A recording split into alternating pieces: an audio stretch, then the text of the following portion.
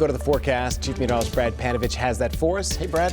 Yeah, we're keeping a close eye on the potential for some storms tomorrow. We're certainly going to see rain. The question is, could we see some strong storms? I think it's going to be a rainy first half of the day. So think between the morning commute and lunchtime. Low risk for severe storms, but not zero.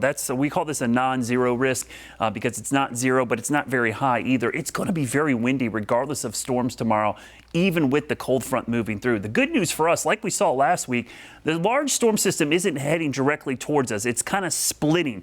Piece of energy traveling to the south, and that's important because not only does it travel to the south, but it blocks a lot of the inflow of the moisture, which is the fuel for thunderstorms to be strong and produce heavy rain. We see this often. We call it convection, or thunderstorms on the Gulf Coast will actually block the inflow of moisture up here into the Carolinas.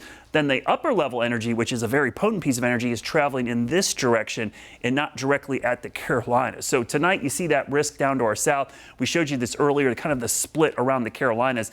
Up in Ohio, this potentially looks to be a big severe weather risk up there. For us, the entire area is in the low risk right now, and it's potentially for some gusty winds. Now, we've got a high confidence it'll be a low impact event right now, so we're looking at low overall risk for severe storms, winds, and probably flooding with a non-zero tornado and hail threat. Though the hail threat will be interesting in the afternoon.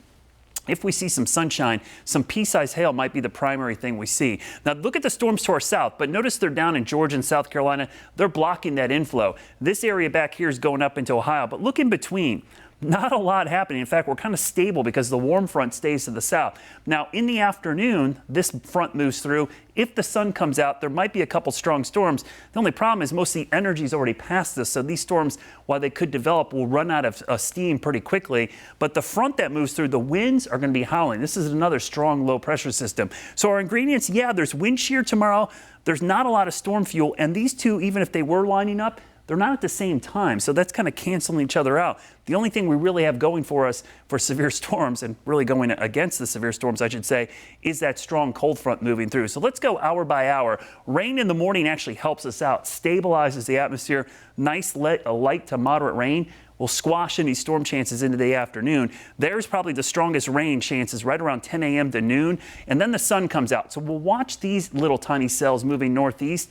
Probably stronger chance up towards Greensboro as they move out. But then as the day goes on, skies clear and it gets windy and cooler as we go into Friday. So here's your rain chances hour by hour. Low tonight, they really ramp up tomorrow to likely, but then notice they ramp down in the afternoon with just a couple bumps there, with maybe those isolated storms developing in the afternoon hours. As far as rainfall amounts, this could go up or down. Right now, very little rain across the Piedmont, heaviest in the mountains and to our south. Now, if we see that shift north, these totals could go up dramatically, but we're not expecting a ton of rain, at least in the Piedmont. Winds, though, they're going to be gusty regardless of where the rain is, because the front, it's a strong storm system. This is the windiest time of the year, and we expect a lot of wind with this low pressure. Now, beyond this system, we have one brief cool down on Friday, but get ready. We're going to have a mini heat wave next week. Temperatures are going to jump well into the 80s next week, way above average for this time of year. Our average highs in the low to mid 70s. We'll be in the mid to upper 80s by this time next week. Your Guy Roofing 7-day forecast. We'll keep an eye on those storms tomorrow, but right now it's a low risk overall.